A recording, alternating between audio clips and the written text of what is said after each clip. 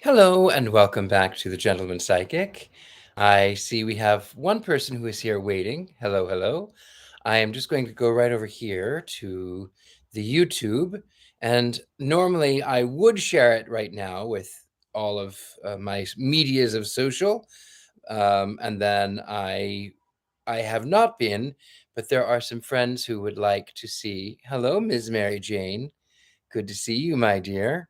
Let me just go over here. Where is I don't know why I can never find your videos. Okay. Why can't I find when I'm live? It's a very strange and curious thing. Oh, good. Here I am. Share. I'm going to copy this link and send this to some people right here. There it is.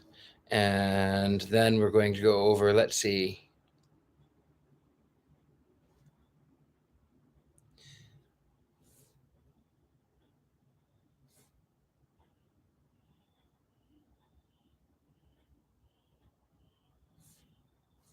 Let's put this here.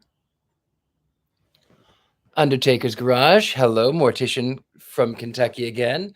I'm doing very well, thank you. I hope you are doing well. Shrouded Grove, good evening. Hello, everybody. You know what I forgot to do?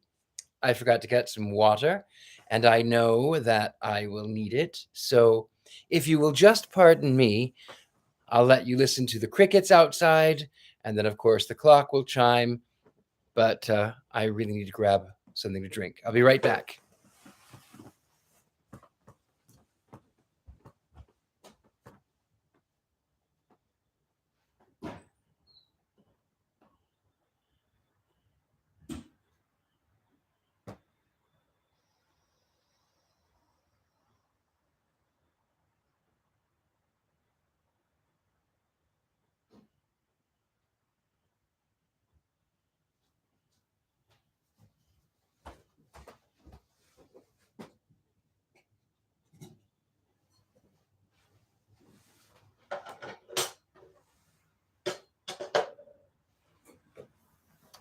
Here comes the clock. I hear it.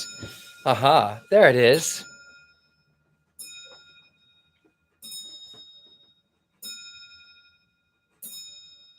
Hello, Nekapika. Hello.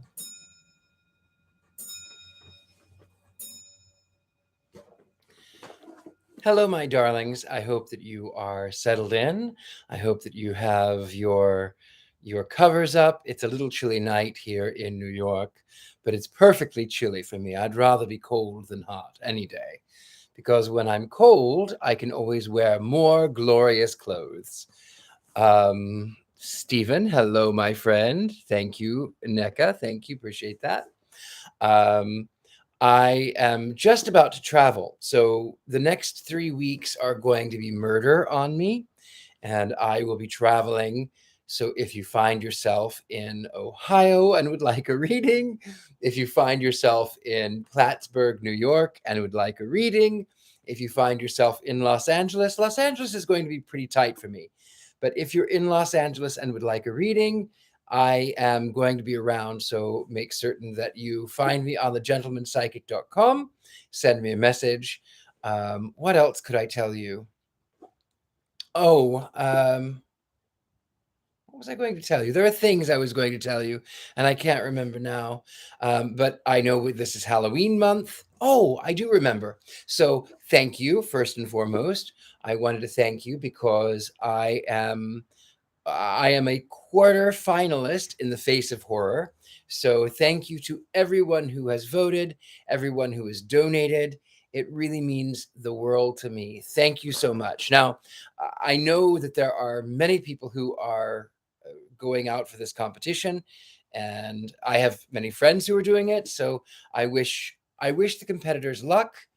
I still want to win, but I wish them luck anyway. Undertaker's Garage says, I will be traveling through New York next March. I would love to get a reading. Well, definitely look me up. Am I going to be in New York? Well, I am the gentleman psychic, but there are certain things that I don't always know about my own existence. So, I, what was it? It was the best laid plans of mice and men, oft gang ugly. Robert Burns was a quote from Of Mice and Men. Anyway, so where are we in this book? Okay, we're about a third of the way through, and I have never read this book. I hope you are enjoying it. I know I am. I don't know where it goes, but I am excited to see what happens next to our heroes. With that, I suppose, my darlings, my lovelies, my darklings of the night, we should begin without further ado. So, I want for you to relax. I want you to cuddle up, snuggle up with a nice blanket. Maybe you have a cat or a dog next to you. A little pat in the head and settle into your safe place as I read to you. And I know we have a small crowd tonight. That is because I am still banned from Facebook and I am not able to advertise. I am banned because I quoted Betty Davis and said, cut your tongue out. Anyway, nonetheless, my darlings, we are small, but we are mighty. Shrouded Grove has a bowl of soup and a coffee. How lovely. All right, my darlings, without further ado, Chapter 12. Who Met Diamond at Sandwich? As they flew so fast, they went that the sea slid away from under them like a great web of shot silk. Blue shot with gray and green shot with purple. They went so fast that the stars themselves appeared to sail away past them overhead like golden boats on a blue sea turned upside down, and they went so fast that Diamond himself went the other way as fast. I mean, he went fast asleep in North Wind's arms.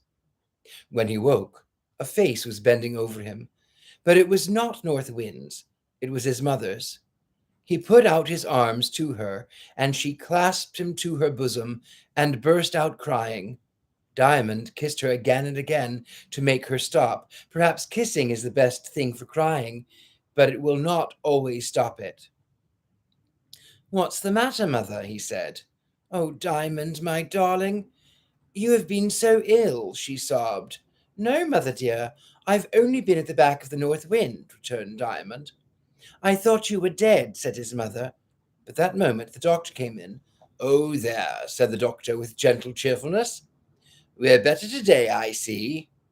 Then he drew the mother aside and told her not to talk to Diamond or to mind what he might say, for he must be kept as quiet as possible, and indeed Diamond was not much inclined to talk, for he felt very strange and weak, which was a little wonder, seeing that all the time he had been away he had only sucked a few lumps of ice, and there could not be much nourishment in them. Now, while he is lying there, getting strong again with chicken broth and other nice things, I will tell my readers what had been taking place at his home, for they ought to be told it. They may have forgotten that Miss Coleman was in a very poor state of health. Now, there were 3 reasons for this. In the first place, her lungs were not strong. In the second place, there was a gentleman somewhere who had not behaved very well to her. In the third place, she had not anything particular to do. These 3 knots together are enough to make a lady very ill indeed. Of course, she could not help the first cause, but if the other 2 causes had not existed, that would have been of little consequence. She would only have had to be a little careful.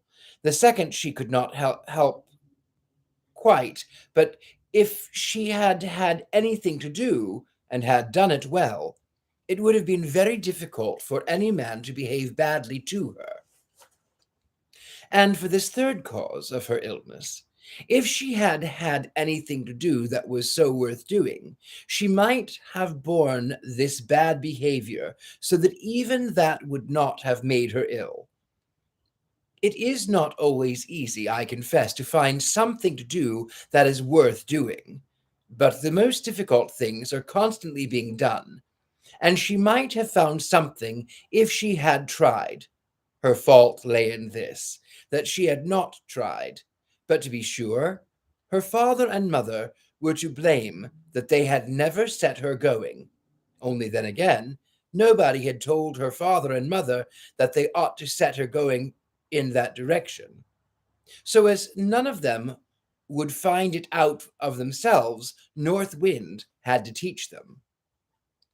We know that North Wind was very busy that night on which she left Diamond in the cathedral. She had, in a sense, been blowing through and through the Coleman's house the whole of the night. First, Miss Coleman's maid had left a chink of her mistress's window open, thinking she had shut it, and the North Wind wound a few of her hairs round the lady's throat. She had considerably worse the next morning. Again, the ship which North Wind had sunk that very night belonged to Mr. Coleman. Nor will my readers understand what a heavy loss this was to him until I have informed them that he had been getting poorer and poorer for some time. He was not so successful in his speculations as he had been, for he speculated a great deal more than was right, and it was time he should be pulled up. It is a hard thing for a rich man to grow poor, but it is an awful thing for him to grow dishonest. And some kinds of speculation lead a man deep into dishonesty before he thinks what he is about. Poverty will not make a man worthless. He may be worth a great deal more when he is poor than when he was rich. But dishonesty goes very far indeed to make a man of no value, a thing to be thrown out in the dust hole of the creation, like a bit of broken basin or a dirty rag. So, North Wind had to look after Mr. Coleman and try to make an honest man of him. So she sank the ship, which was his last venture, and he was what himself and his wife and the world called ruined. Nor was this all yet, for on board that vessel Miss Coleman's lover was a passenger, and when the news came that the vessel had gone down, and that all on board had perished, we may be sure she did not think the loss of their fine house and garden and furniture the great misfortune in the world. Of course, the trouble did not end with Mr. Coleman and his family. Nobody can suffer alone. When the cause of suffering is most deeply hidden in the heart, and nobody knows anything about it but the man himself, he must be a great and good man indeed, such as few of us have known. If the pain inside him does not make him behave so as to cause all about him to be more or less uncomfortable. But when a man brings money troubles on himself by making haste to be rich, then most of the people he has to do with must suffer in the same way with himself. The elm tree, which the north wind blew down that very night, as if a small and great trials were to be gathered in one heap, crushed Mrs. Coleman's pretty summer house, just so the fall of Mr. Coleman crushed the little family that lived over his coach house and stable. Before Diamond was well enough to be taken home, there was no home for him to go to. Mr. Coleman, or his creditors, for I do not know the particulars, had sold house, carriage, horses, furniture, and everything. He and his wife and daughter and Mrs. Crump had gone to live in a small house in Huxton, where he would be unknown, and whence could walk to place of business in the city, for he was not an old man, and hoped yet to retrieve his fortunes. Let us hope that he lived to retrieve his honesty, the tail of which had slipped through his fingers to the very last joint, if not beyond it. Of course, Diamond's father had nothing to do for a time, but it was not so hard for him to have nothing to do as it was for Miss Coleman. He wrote to his wife that if her sister would keep her there till he got a place, it would be better for them, and he would be greatly obliged to her. Meantime, the gentleman who had bought the house had allowed his furniture to remain where it was for a little while. Diamond's aunt was quite willing to keep them as long as she could, and indeed Diamond was not yet well enough to be moved with safety.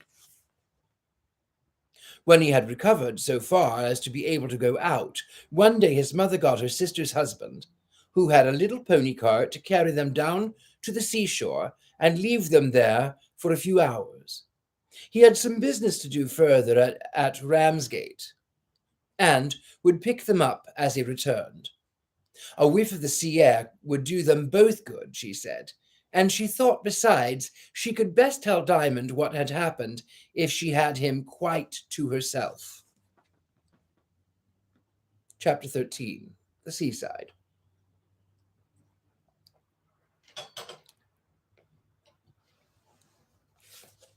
Diamond and his mother sat down upon the edge of the rough grass that bordered the sand. The sun was just far enough past the highest not to shine in their eyes when they looked eastward. A sweet little wind blew on their left side and comforted the mother without letting her know what it was that comforted her. Away before them stretched the sparkling waters of the ocean, every wave of which flashed out of its own delight back in the face of the great sun, which looked down from the stillness of its blue house with gloriously silent face upon its flashing children. On each hand, the shore rounded outwards, forming a little bay. There were no white cliffs here, as further north and south, and the place was rather dreary. But the sky got them so much the better. Not a house, not a creature was within sight. Dry sand was about their feet, and under them thin, wiry grass that just managed to grow out of the poverty-stricken shore. "Oh dear," said Diamond's mother with a deep sigh. "It's a sad world." "Is it?" said Diamond.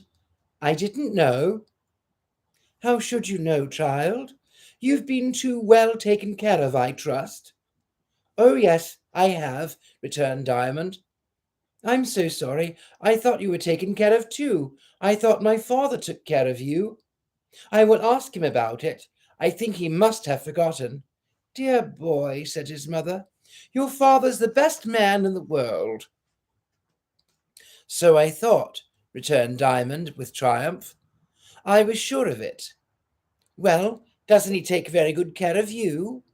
"Yes, yes, he does," answered his mother, bursting into tears. "But who's to take care of him? And how is he to take care of us if he's got nothing to eat himself?" "Oh, dear," said Diamond with a gasp. "Hasn't he got anything to eat? Oh, I must go home to him." "No, no, child. He's not come to that yet. But what's to become of us, I don't know." "Are you very hungry, mother?" "There's the basket. I thought you put something to eat in it." "Oh, you darling stupid. I didn't say I was hungry," returned his mother, smiling through her tears. "Then I don't understand you at all," said Diamond. "Do tell me what's the matter." There are people in the world who have nothing to eat, Diamond. Then I suppose they don't stop it any longer. What you call, die, don't they?" "Yes, they do. How would you like that?" "I don't know. I never tried. But I suppose they go where they get something to eat." "Like enough they don't want," said his mother petulantly. "That's all right then," said Diamond, thinking, I dare say more than he chose to put in words. "Is it though? Poor boy, how little you know about things. Mr. Coleman's lost all his money, and your father has nothing to do, and we shall have nothing to eat by and by." "Are you sure, mother?" "Sure of what?" "Sure that we shall have nothing to eat." "No, thank heaven, I'm not sure of it. I hope not. Then I can't understand it, Mother. There's a piece of gingerbread in the basket, I know. Oh, little bird, you have no more sense than a sparrow that picks what it wants, and never thinks of the winter and the frost and the snow. Ah, yes, I see. But the birds get through the winter, don't they? Some of them fall dead on the ground. They must die sometime. They wouldn't like to be birds always, would you, Mother? Would you, Mother? What a child it is, thought this mother, but she did nothing. Oh, now I remember, Diamond went on. Father told me the day I went to Epping Forest with him, the rose bushes and the may bushes and the holly bushes were the birds' barns, for they were the hips and the haws and the holly berries all ready for winter. Yes, that's all very true. So you see the birds are provided for, but there are no such barns for you and me, Diamond. Ain't there? No. We've got to work for our bread. Then let's go and work, said Diamond, getting up. It's no use. We've got anything to do. Then let's wait. Then we starve. No, there's the basket. Do you know, Mother, I think I shall call that basket the barn. It's not a very big one. And when it's empty, where are we then? At Auntie's cupboard, returned Diamond promptly. But we can't eat Auntie's things all up and leave her to starve. No, no, we'll go back to Father before that. He'll have found a cupboard somewhere by that time. How do you know that? I don't know it, but I haven't got even a cupboard, and I've always had plenty to eat. I've heard you say I had too much sometimes. But I tell you, that's because I've had a cupboard for you, child. And when yours was empty, Auntie opened hers. But that can't go on. How do you know? I think there must be a big cupboard somewhere out of which little cupboards are filled. You know, Mother. Well, I wish I could find the door of that cupboard, said his mother, but the same moment she stopped and was silent a good while. I could not tell whether Diamond knew what she was thinking, but I think I know. She had heard something at church the day before which came back upon her, something like this, that she hadn't to eat for tomorrow as well as for today, and what was not wanted couldn't be missed. So instead of saying anything more, she stretched out her hand for the basket, and she and Diamond had their dinner. And Diamond did enjoy it, for the drive and the fresh air had made him quite hungry, and he did not like his mother trouble himself about what they should dine off that day week. The fact was, he had lived so long without any food at all at the back of the North Wind that he knew quite well that food was not essential to existence. That, in fact, under certain circumstances, people could live without it well enough. His mother did not speak much during their dinner. After it was over, she helped him walk about a little, but he was not able for much and soon got tired. He did not get fretful, though. He was too glad of having the sun and the wind again to fret because he could not run about. He lay down on the dry sand, and his mother covered him with a shawl. Then she sat by his side and took a bit of work from her pocket. But Diamond felt rather sleepy and turned on his side and gazed sleepily over the sand. A few yards off, he saw something fluttering. "What is that, Mother?" he said. "Only a bit of paper," she answered. "It flutters more than a bit of paper I think," said Diamond. "I'll go and see if you like," said his mother. "My eyes are none of the best." So she rose and went and found that they were both right, for it was a little book partly buried in the sand, but several of its leaves were clear of sand, and these the wind kept blowing about in a very flutterful manner. She took it up and brought it to Diamond. "What is it, Mother?" he asked. "Some nursery rhymes, I think," she answered. "I'm too sleepy," said Diamond. "Do read some of them to me." Yes, I will, she said, and began one. But this is such nonsense, she said again. I will try to find a better one. She turned the leaves, searching, but 3 times, with sudden puffs, the wind blew the leaves rustling back to the same verses. Do read that one, said Diamond, who seemed to be of the same mind as the wind. It sounded very nice.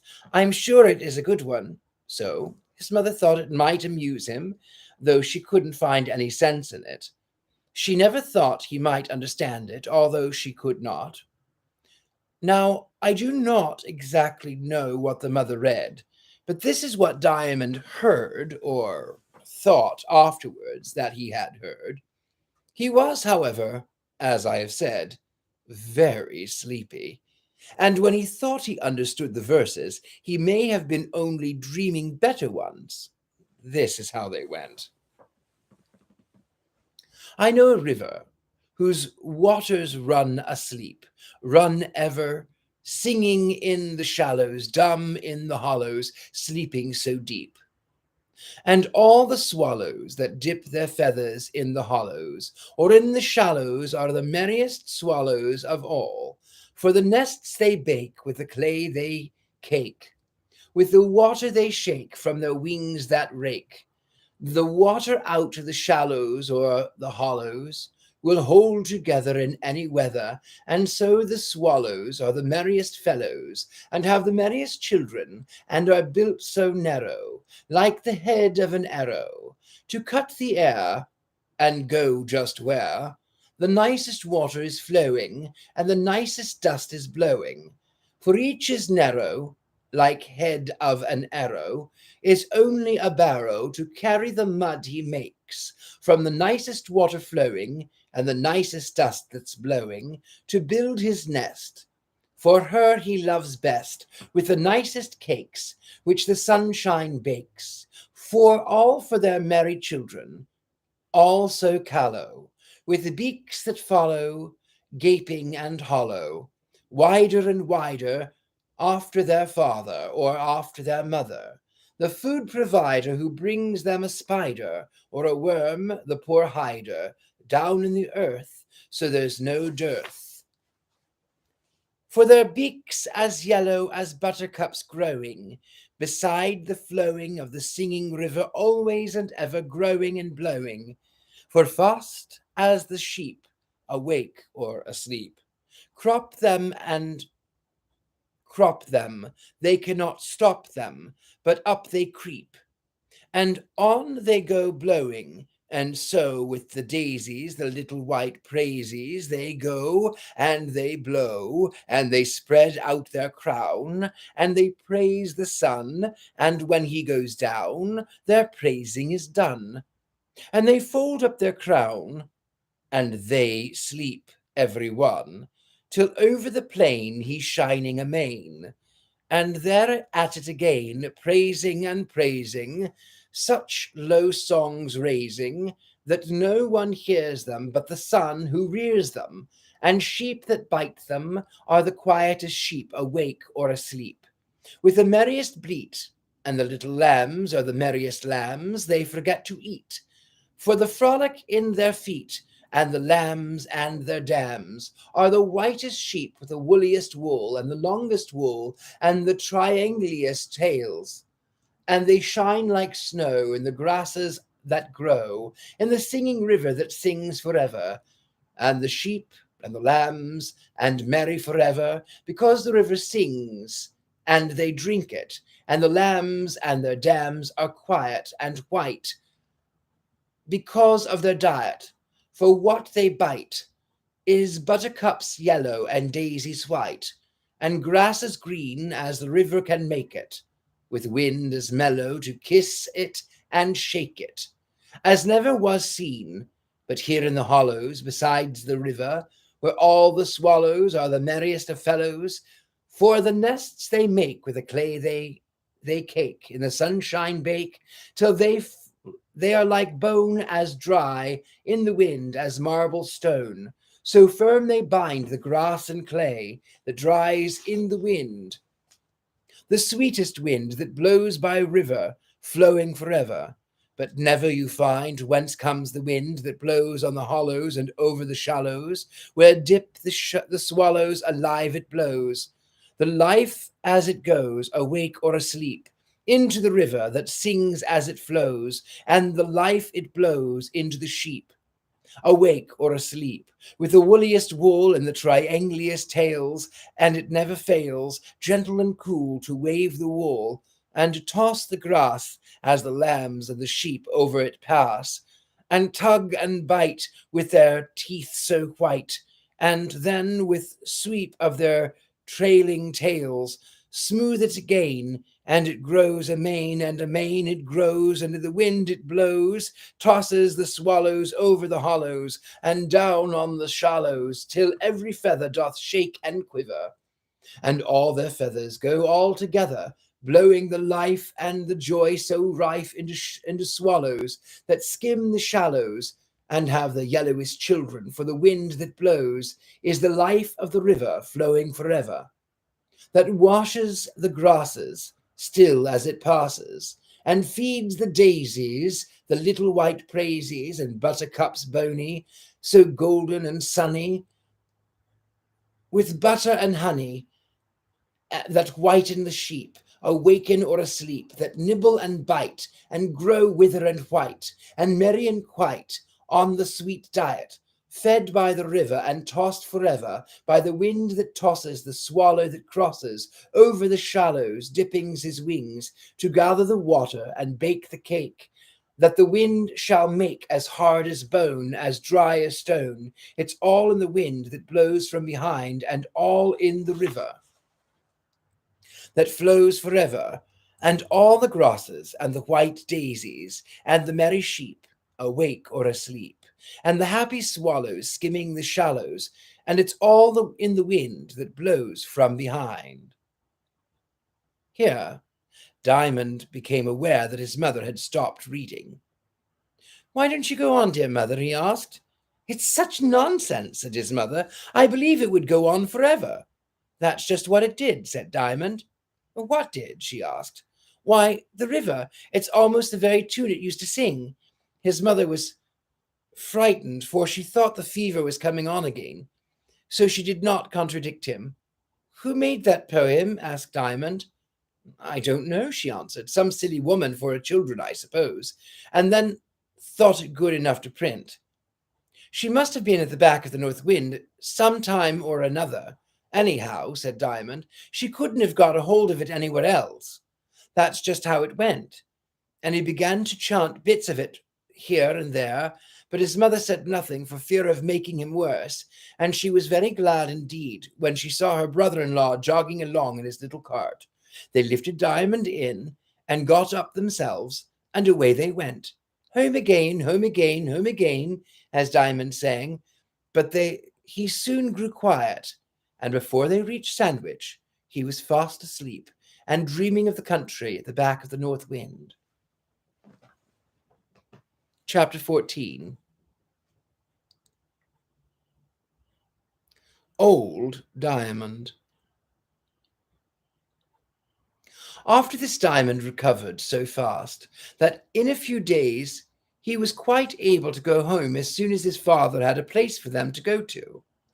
Now his father, having saved little money, and finding that no situation offered itself, and had been thinking over a new plan, a strange occurrence it was which Bloomsbury region, who lived by letting out cabs and horses to cabmen, this man, happening to meet him one day, as he was returning from an unsuccessful application, said to him, "Why don't you set up for yourself now? In the cab line, I mean."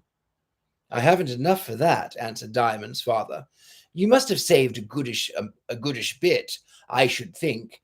Just come home with me now, and look at a horse I can let you have cheap. I bought him only a few weeks ago, thinking he'd go for a hansom, but I was wrong. He's got bone enough for a wagon, but a wagon ain't a hansom. He ain't got enough for a hansom. You see, parties as takes hansoms want to go like the wind, and he ain't got wind enough, for he ain't so young as he once was. But For a four-wheeler as takes families and their luggages, he's a very horse. He'd carry small house any day. I bought him cheap, and I'll sell him cheap. Oh, I don't want him, said Diamond's father. A body must have time to think over an affair of so much importance. And there's the cab too. That would come to a deal of money. I could fit you there, I dare say, said his friend. But come and look at the animal anyhow. Since I lost my own old pair, as was Mr. Coleman's, said Diamond's father, turning to accompany the cab master, I ain't almost got the heart to look a horse in the face. It's 1,000 pities to part a man and horse. So it is, returned his friend sympathetically. But what was the ex-coachman's delight when, on going into the stable where his friend led him, he found the horse he wanted him to buy was no other than his own old Diamond, grown very thin and bony and long-legged, as if they had been doing what that they could to fit him for a handsome work. He ain't a handsome horse, said Diamond's father indignantly. Well, you're right. He ain't handsome. But it's good, it's a good un, said the owner. Who says he ain't handsome? He's one of the handsomest horses a gentleman's coachman ever drove, said Diamond's father, remarking to himself under his breath, though I says it as I shouldn't, for he did not feel inclined all at once to confess that his own old horse, could have sunk so low. Well, said his friend, all I said is, there's the animal for you, as strong as a church, and I'll go like a train, and it'll go like a train. Leastways, a parley, he added, correcting himself. But the coachman had a lump in his throat and tears in his eyes, for the old horse, hearing his voice, and turned his long neck, and when his old friend went up to him and laid his hand on his side, he whinnied for joy, and laid his big head on his master's breast. This settled the matter. The coachman's arms were round the horse's neck in a moment, and he fairly broke down and cried. The cabmaster had never been so fond of a horse himself as to hug him like that, but he saw in a moment how it was, and he must have been a good-hearted fellow, for I never heard of such an idea coming into a head of any other man with a horse to sell. Instead of putting something on the price, because he was now pretty short of selling him, he actually took £1 off that had meant to ask for, saying to himself it was a shame to part old friends. Diamond's father, as soon as he came to himself, turned and asked how much he wanted for the horse. I see you're old friends, said the owner. He's my own old Diamond. I liked him far the best of the pair, though the other was good. You ain't got him too, have you? No, nothing in the stable to match him there. I believe you, said the coachman. But you'll be wanting a long price for him, I know. No, not so much. I bought him cheap, and I say he ain't for my work. The end of it was that Diamond's father bought old Diamond again, along with four-wheeled cab, and as there were some rooms to be had over the stable, he took them, wrote to his wife to come home, and set up as a cabman. Chapter 15. In the Mews. It was late in the afternoon when Diamond and his mother and the baby reached London. I was so full of Diamond that I forgot to tell you a baby had arrived in the meantime. His father was waiting for them with his own cab, but they had not told Diamond who the horse was, for his father wanted to enjoy the pleasure of his surprise when he found it out. He got in with his mother without looking at the horse, and his father, having put up Diamond's carpet-bag and mother's little trunk, got up on the box himself and drove off, and Diamond was quite proud of riding home in his father's own carriage. But when he got to the Mews, he could not help being a little dismayed at first, and if he had never been on the back of the North Wind, I'm afraid he would have cried a little. But instead of that, he said to himself it was a fine thing all the old furniture was there, And instead of helping his mother to be miserable at the change, he began to find out all the advantages of the place, for every place has some advantages, and they are always better worth knowing than the disadvantages. Certainly the weather was depressing, for a thick, dull, persistent rain was falling by the time they reached home. But happily, the weather is very changeable. And besides, there was a good fire burning in the room, which their neighbor with the drunken husband had attended to for them, and the tea things were put out, and the kettle was boiling on the fire, and with good fire, and tea, and bread, and butter, things cannot be said to be miserable. Diamond's father and mother were, notwithstanding, rather miserable. And Diamond began to feel a kind of darkness beginning to spread over his own mind. But the same moment he said to himself, "This will never do. I can't give in to this. I've been to the back of the North Wind. Things go right there, and so I must try to get things to go right here. I've got to fight the miserable things. They shan't make me miserable. If I can help it." I do not mean that he thought these very words. They are perhaps too grown up for him to have thought, but they represent the kind of thing that was in his heart and in his head. And when his heart and head go together, nothing can stand before them. "What nice bread and butter this is," said Diamond. "I'm glad you like it, my dear," said his father. "I bought the butter myself at the little shop round the corner." "It's very nice, thank you, father. Oh, there's baby waking. I'll take him." "Sit still, Diamond," said his mother. "Go on with your bread and butter. You're not strong enough to lift him yet." So she took the baby herself and set him on her knee. Then Diamond began to amuse him and went on till the little fellow was shrieking with laughter. For the baby's world was his mother's arms, and the drizzling rain and the dreary mews, and even his father's troubled face could not touch him. What cared baby for the loss of 100 situations? Yet neither father nor mother thought him hard-hearted because he crowed and laughed, and in the middle of their troubles, on the contrary, this crowing and laughing were infectious. His little heart was so full of merriment that it could not hold it at all, and it ran over into theirs. Father and mother began to laugh too, and Diamond laughed still. He had a fit of coughing which frightened his mother and made them all stop. His father took the baby, and his mother put him in bed. But it was indeed a change to them all, not only from Sandwich, but their old place. Instead of the great river, there was huge barges with their mighty brown and yellow sails went tracking from the side to side like little pleasure skiffs. And where the long thin boats shot past with 8 and sometimes 12 rowers, their windows now looked out upon a dirty paved yard, and there was no garden more for Diamond to run into when he pleased. With gay flowers about his feet and solemn sun-filled trees over his head, neither was there a wooden wall at the back of his bed with a hole in it for the north wind to come in when she liked. Indeed, there was such a high wall, and there were so many houses about the mews, that the north wind seldom got into the place at all, except when something must be done. And she had a grand cleaning out like other housewives, while the partition at the head of Diamond's new bed only divided it from the room occupied by the cabman who drank too much beer, and came home chiefly to quarrel with his wife and pinch his children. It was dreadful to Diamond to hear the scolding and the crying, but it could not make him miserable, because he had been to the back of the north wind.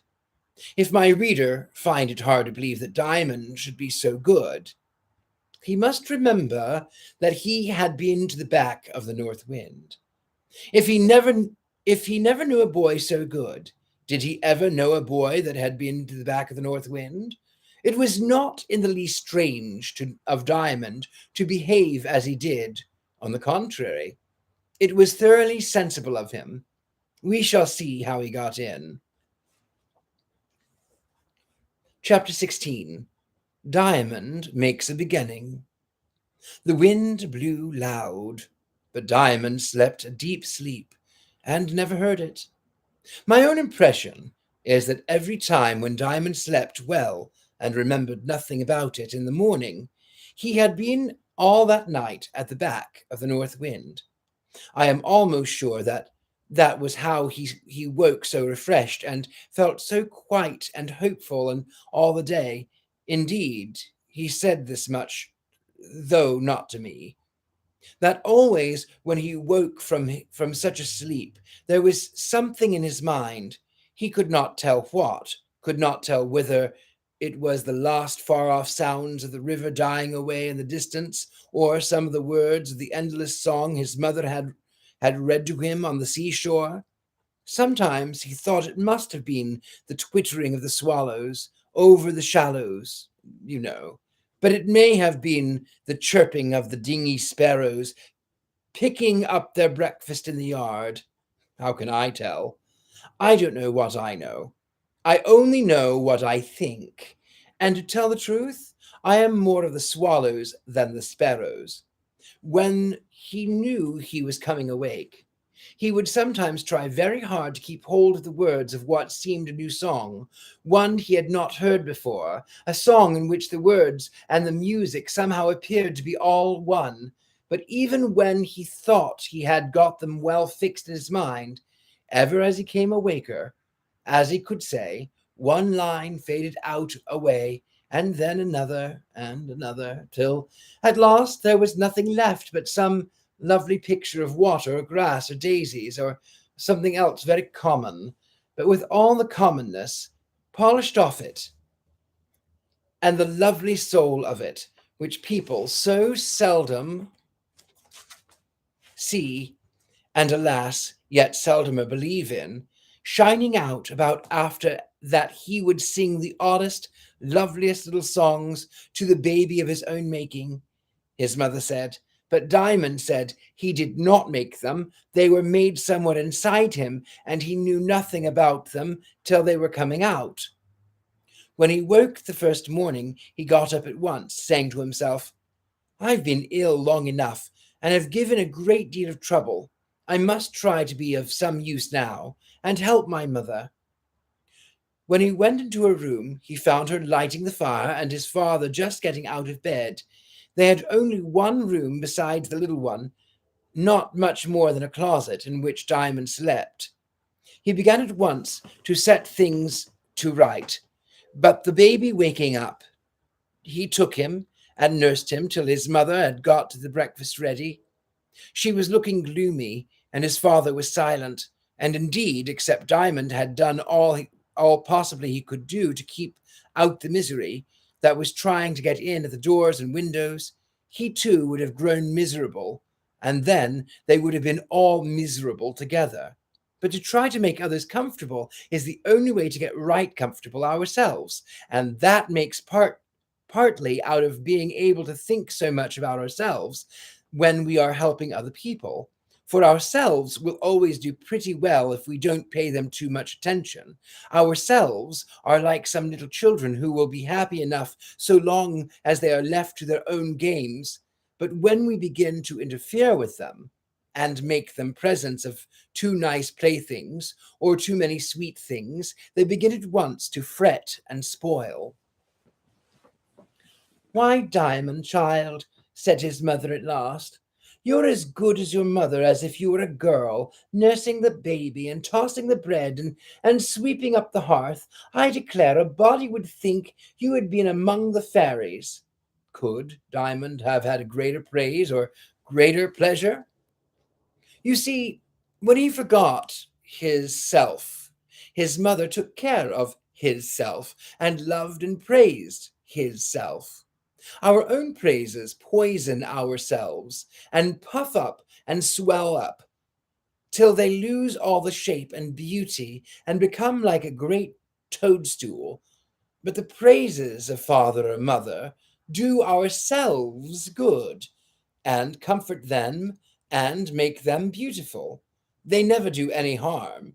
If they do any harm, it comes of our mixing some of our own praises with them, and that turns them nasty and slimy and poisonous. When his father had finished his breakfast, which he did rather in a hurry, he got up and went down into the yard and to get out his horse and put him on to the cab. "Won't you come and see the cab, Diamond?" he said. "Yes, please, father, if mother can spare me a moment," answered Diamond. "Bless child, I don't want him," said his mother cheerfully. But as he was following his father out the door, she called him back. "Diamond, just hold the baby 1 minute. I have something to say to your father."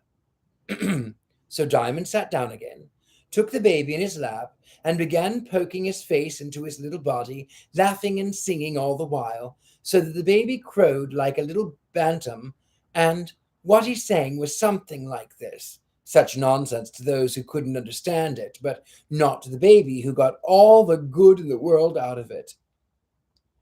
"Baby's a-sleeping, wake up, baby, for all the swallows are the merriest fellows, and have the yellowest children. Who would go sleeping and snore like a gaby, disturbing his mother and father or brother, and all a-boring their ears with this snoring, snoring, snoring?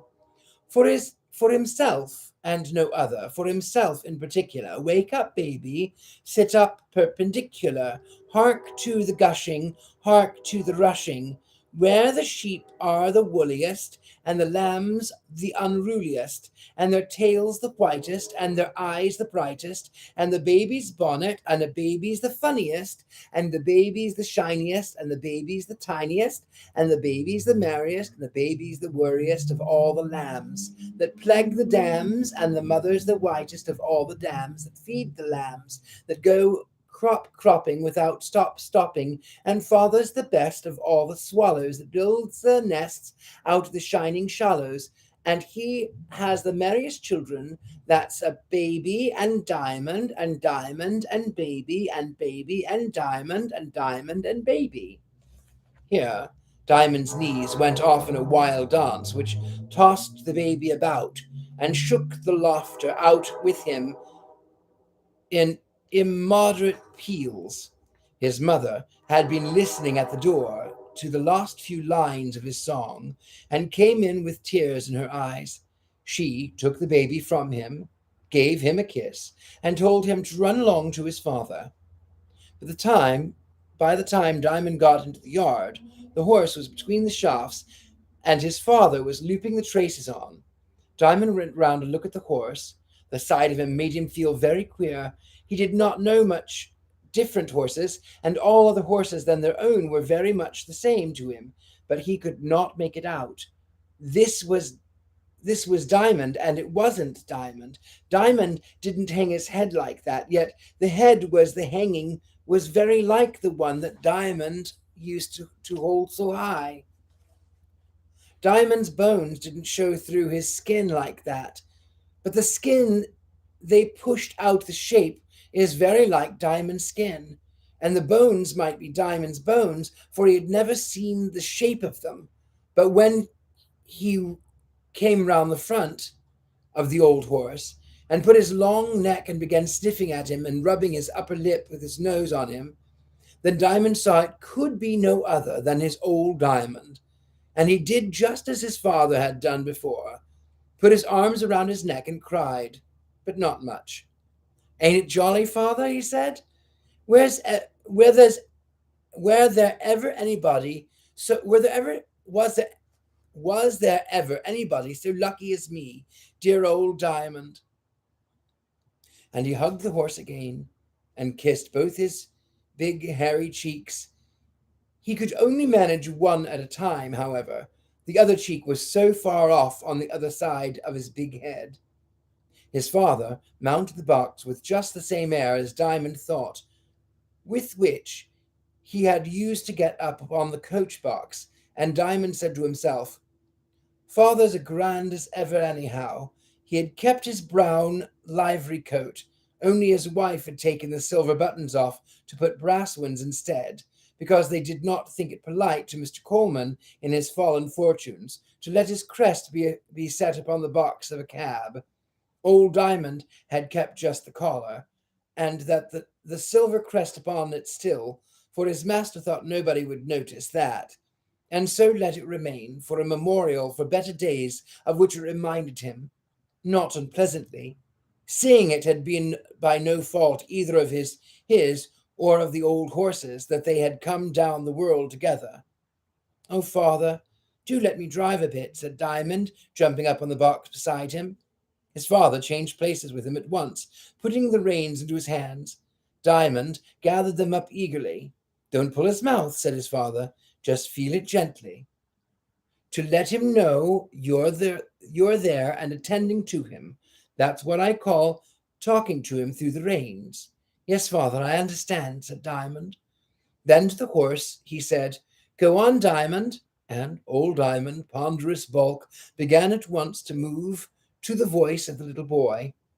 But before they had reached the entrance of the mews, another voice called after young Diamond, which, in his turn, he had to obey, for it was his mother. "Diamond, Diamond," it cried, and Diamond pulled the reins, and the horse stood still as stone. "Husband," said his mother, coming up, "you're never going to trust him with the reins, a baby like that?" "He must learn some day, and he can't begin too soon. I see already he's a born coachman," said his father proudly, "and I don't see well how he could escape it, for my father and my grandfather and his great-grandfather was all coachmen, I'm told, so it must come natural to him. Anyone would think besides. You see, old Diamond's as proud of him as we are our own selves, wife. Don't you see how he's turning round his ears, with the mouths of them open? For the first word he speaks to tumble him. He's too well bred in his head, you know." "Well, but husband, I can't do without him today. Everything's got to be done, you know. It's my first day here, and there's that baby."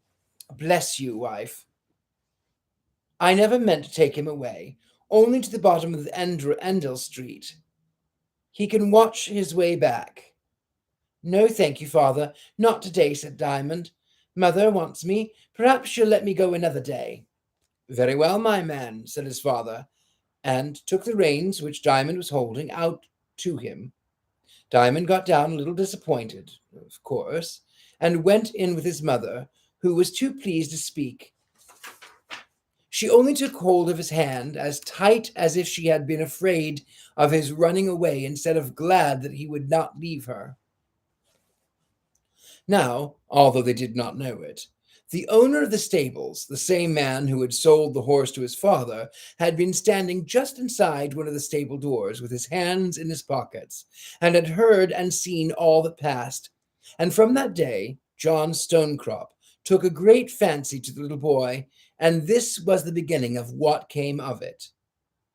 The same evening, just as Diamond was feeling tired of the day's work and wishing his father would come home, Mr. Stonecrop knocked at the door. His mother went and opened it. "Good evening, ma'am," said he. "Is little master in?" "Yes, to be sure he is. At your service, I'm sure, Mr. Stonecrop," said his mother. "No, no, ma'am. I'm at his service. I'm just a-going out with my own cab, and if he likes to come with me, he shall drive my old horse till he's tired." "It's getting rather late for him," said his mother thoughtfully. "You see, he's been an invalid." Diamond thought, what a funny thing. How could he have been an invalid when he did not even know what the word meant? But, of course, his mother was right. "Oh, well," said Mr. Stonecrop, "I can just let him drive through Bloomsbury Square, and then he shall run home again." "Very good, sir, and I'm much obliged to you," said his mother, and Diamond, dancing with delight, got his cap, put his hand in Mr. Stonecrop's, and went with him to the yard where the cab was waiting. He did not think the horse looked nearly so nice as Diamond, nor Mr. Stonecrop nearly so grand as father, but he was none the less pleased. He got up on the box, and his new friend got up beside him. "What's the horse's name?" whispered Diamond, as he took the reins from the man. "It's not a nice name," said Mr. Stonecrop. "You needn't call him by it. I didn't give it to him. He'll go well enough without it. Give your boy a whip, Jack, I never carries one when I drives. Old—" He didn't finish the sentence. Jack handed Diamond the whip with which, by holding it half down the stick, he managed just to flack the haunches of the horse, and away he went. "Mind the gate," said Mr. Stonecrop, and Diamond did mind the gate, and guided the nameless horse through it in safety, pulling him this way and that, according to as was necessary. Diamond learned to drive all the sooner that he had been accustomed to do what he was told. He could obey the smallest hint in a moment. Nothing helps one to get on like that. Some people don't know how to do that with what they are told. They have not been used to it, and neither understand quickly, nor are able to turn what they do understand into action quickly. With an obedient mind, one learns the rights of things fast enough, for it is the law of the universe, and to obey is to understand. "Look out!" cried Mr. Stonecrop, as they were turning the corner into Bloomsbury Square. It was getting dusky now. A cab was approaching rather rapidly from the opposite direction, and Diamond pulling aside and the other driver pulling up. They only just escaped a collision. Then they knew each other. "Why, Diamond, it's a bad beginning to run into your own father," cried the driver. "But, father, wouldn't it have been a bad ending to run into your own son?" said Diamond in return, and the two men laughed heartily. "This is very kind of you, I'm sure, Mr. Stonecrop," said his father. "Not a bit. He's a brave fellow, and I'll be fit to drive on his own hook in a week or two, and he'll be fit to drive on his own hook in a week or two. But I think you'd better let him drive you home now, for his mother don't like his having over much of the night air, and I promised not to take him further than the square." "Come along then, Diamond," said his father. As he brought his cab up to the other, he moved off the box to the seat beside it. Diamond jumped across, caught the reins, said good night and "Thank you, Mr. Stonecrop," and drove away home, feeling more of a man than he had ever yet had a chance of feeling in all his life. Nor did his father find it necessary to give him a single hint as to his driving. Only I suspect that the fact that it was old Diamond and old Diamond on his way to his stable may have had something to do with young Diamond's success. "Well, child," said his mother, when he entered the room, "you've not been long gone." "No, mother, here I am. Give me the baby." "The baby's asleep," said mother. "Then give him to me, and I'll lay him down." But as Diamond took him, he woke up and began to laugh, for he was indeed one of the merriest children, and no wonder, for he was as plump as a plum pudding, and had never had an ache or a pain that lasted more than 5 minutes at a time. Diamond sat down with him and began to sing to him. We'll wait for the clock. There's only one more page. "Baby, baby, babbing, your father's gone a cabbing to catch a shilling for its pence to make the baby babbing dance. For old Diamond's a duck. They say he can swim, but the duck of Diamond is babies. That's him.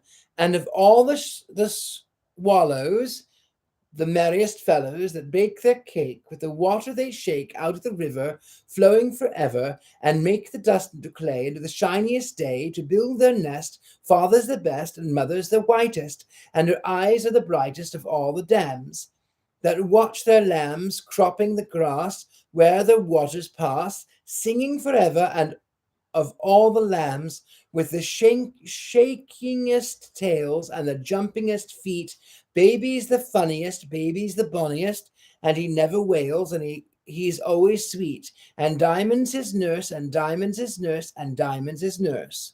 When Diamond rhymes grew scarce, he always began to dance, dancing with the baby.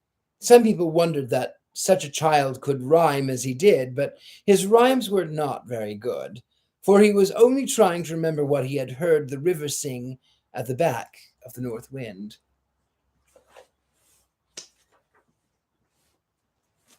And that is where we end for the evening, my darlings. Let me go back through and read some of the ones Um, Rumi Elfestic, good evening. Good evening. Sandy Orloff, love to you, my dear. Lauren Morgan Richards, love to you, my friend. Hello, Christy. Shrouded Grove, the story is like an elaborate tongue twister, so playful, and the tone rhythmic prose so cool. Hello, Amanda. Hello, good evening. Loving story time. Good. Okay, lovelies. And just as a reminder, I need your votes more so now than ever. And on Monday, they will begin voting again. So you can find me on the Face of Horror /2022 Richard Lael Lillard.org, I think is what it is. Anyway, John Maxwell, good evening. I'm so glad you enjoyed it. Shrouded Grove, good evening. Thank you so much. You are so welcome. I really do enjoy reading story time to you. We are a small group, but I am honored that you spend your time on Friday evenings with me. Now, the next 3 weeks are going to be a little bit tricky. I don't know exactly. I have to look at my calendar. I know it might be a little wonky. I'm going to post about it, however, because by then I shall be out of Facebook jail. I will try to keep it on Friday night at 10 p.m.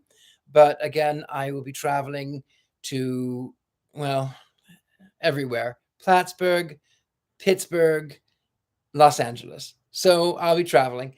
And if it's going to be difficult, I will read on one of the other evenings. But I love you much, and I will chat with you next time. All right, my beauties. Until next time, good night.